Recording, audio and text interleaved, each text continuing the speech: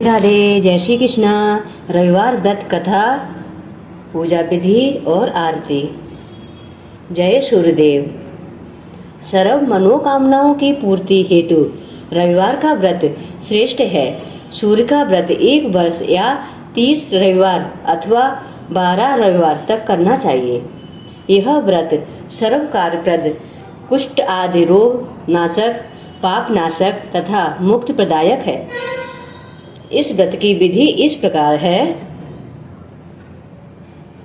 रविवार के व्रत में नमक का भोजन और तेल का सेवन निषेध है।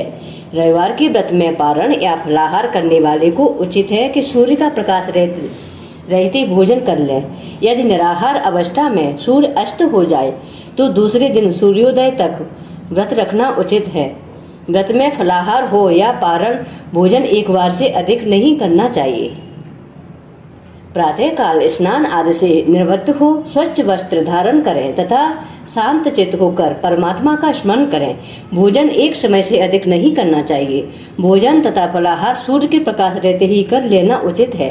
यदि निराहार रहने पर सूर्य छिप जाते हैं तो दूसरे दिन सूर्य उदय हो जाने पर अर्घ देने के बाद ही भोजन करें।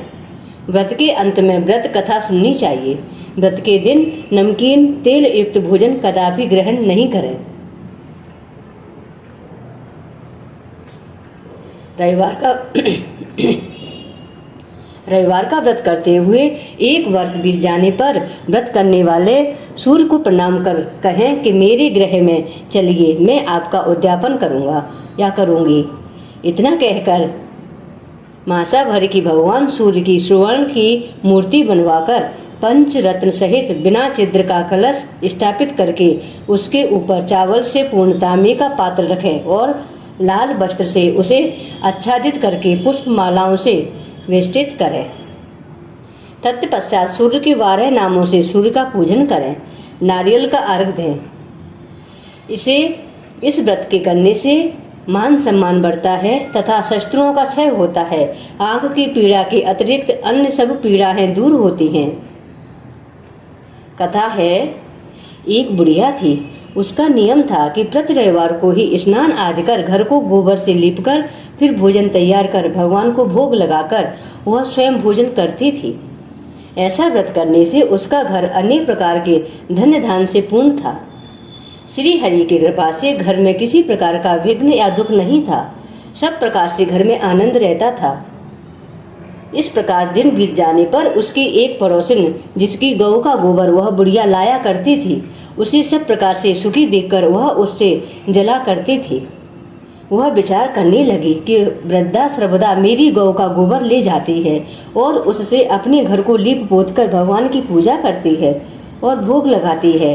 अतः बुढ़िया को अब अपनी गौ का गोबर नहीं लेने देना चाहिए। यह सोचकर वह अपनी गौ को घर के भीतर बांधने लगी।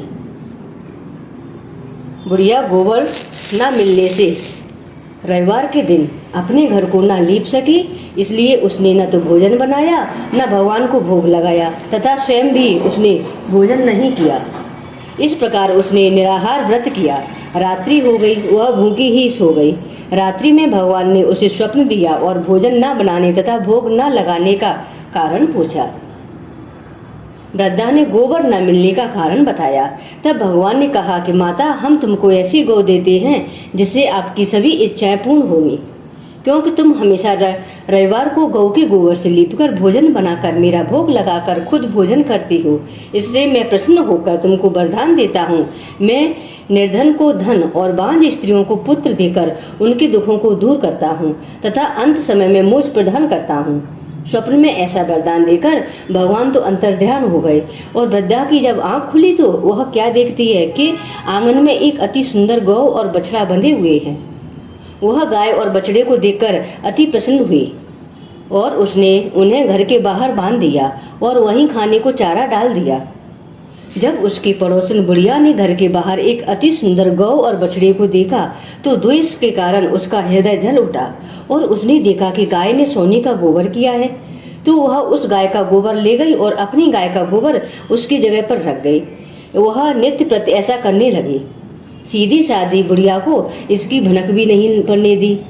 तब सर्वव्यापी ईश्वर ने सोचा कि चालाक पड़ोसन के कर्म से बुढ़िया ठगी जा रही है। तो ईश्वर ने संध्या के समय अपनी भाषा से बड़ी जोर से आंधी चला दी। बुढ़िया ने आंधी के भय से अपनी गौ और बछड़े को संध्या के समय भगवान ने अपनी माया से बड़ी जोर से आंधी चला दी।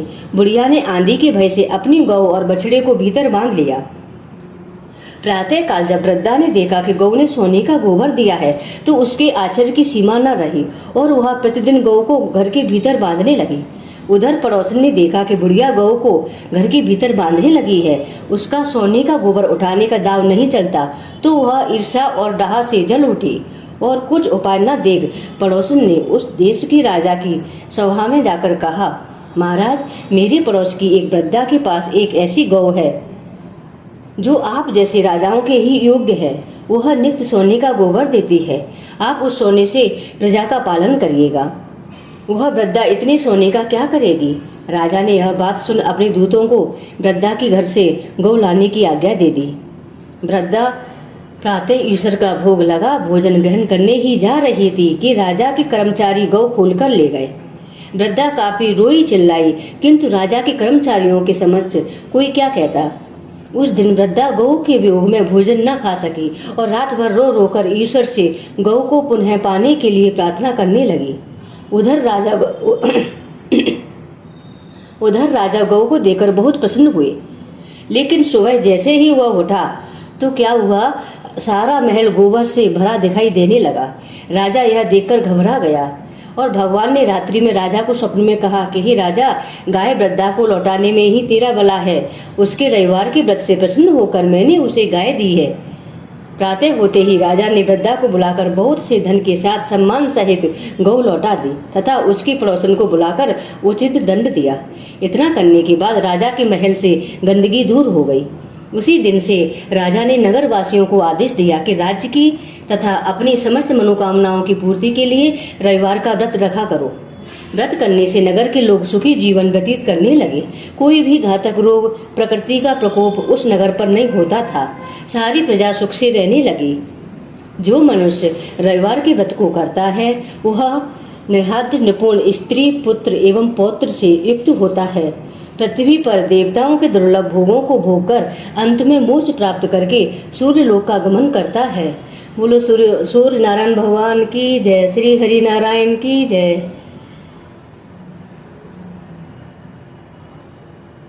रविवार की आरती। कह लगे आरती दास करेंगी, सकल जगत जाकी ज्योति विराजे हो राम। साते समुद्र जाके चरण बसे हैं, कहा भयो जल कुंभ भरे हो राम।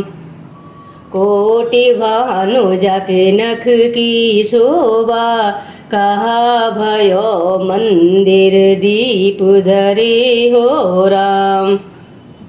भारे 18 रोम बलि जाके, कहा भयो सिर पुष्प धरे हो राम। 56 भोग जाके प्रतिदिन लागे, कहा भयो नैवेद्य धरे हो राम। कह लगे आरती दास करेंगी, सकल जगत जाकी ज्योति विराजे हो राम। अमित कोटि जाके बाजा बाजे, कहा भयो जनकार करे हो राम। 4 वेद जाके मुख की शोभा, कहा भयो ब्रह्म वेद पढ़े हो राम। शिव सनिकादिक आदि ब्रह्मादिक, नारद मुनि जो ध्यान धरे हो राम। हेमो मंदार जाको पवन झकोरे, कहा भयो सिर चवर डोरे हो राम। 184 बंद छुड़ाहे, केवल हरि यस नाम देव गाए हो राम।